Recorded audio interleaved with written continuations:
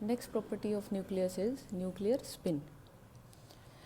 So from splitting of spectral lines, which is called hyperfine structure,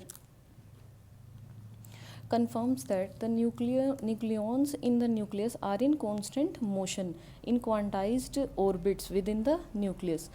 means कि hyperfine structure ने explain किया कि nucleons nucleus में rest पर नहीं है, कंटिन्यूसली मूव कर रहे हैं इन डिस्क्रीट क्वांटाइज्ड ऑर्बिट, और इनके पास क्या है, डिफरेंट ऑर्बिट्स में रिवॉल्व कर रहे हैं, तो इनके पास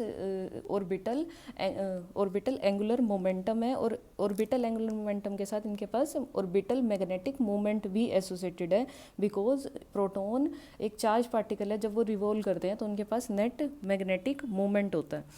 इसी तरह पार्टिकल स्पिनिंग मोशन भी कर रहे हैं अपने एक्सिस के अबाउट, जैसे इलेक्ट्रॉन्स अपने एक्सिस के अबाउट स्पिनिंग मोशन कर रहे हैं, इसी तरह न्यूक्लियॉन्स भी अपने एक्सिस के अबाउट स्पिनिंग मोशन कर रहे हैं, जिसके कारण उनके पास स्पिन एंगुलर मोमेंटम होता है और स्पिन मैग्नेटिक मोमेंट होता है.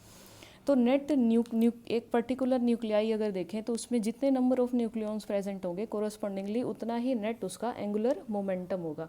सो नेट एंगुलर मोमेंटम या न्यूक्लियर स्पिन न्यूक्लियस की किसके इक्वल होगी? This will be sum of angular orbital angular momentum plus spin angular momentum, और जितने नंबर ऑफ न्यूक्लियॉन्स उसमें प्रेजेंट होंगे उसके कोरस्पॉन्डिंग आप एंगुलर मोमेंटम निकाल सकते हैं एंड स्पिन एंगुलर मोमेंटम निकाल सकते हैं.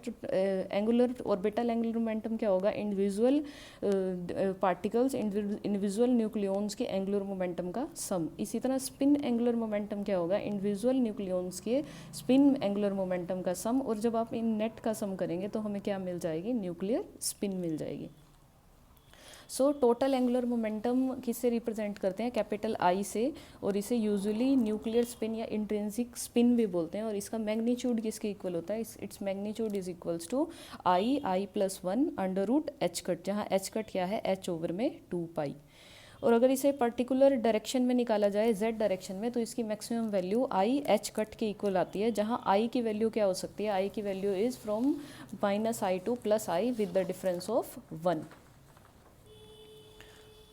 क्लियर? ये हमने तब भी डिस्कस किया था जब हमने proton neutron proton electron hypothesis किया था, तो वहाँ हमने ड्यूट्रॉन की स्पिन को इवेलुएट किया था, जहाँ ये बताया था कि इवन मास नंबर के जो न्यूक्लियाई हैं उनकी स्पिन इंटीग्रल वैल्यू होती है, और जो ऑड नंबर के मास नंबर के न्यूक्लियाई हैं उनके पास स्पिन हाफ इंटीग्रल वैल्यू होती है.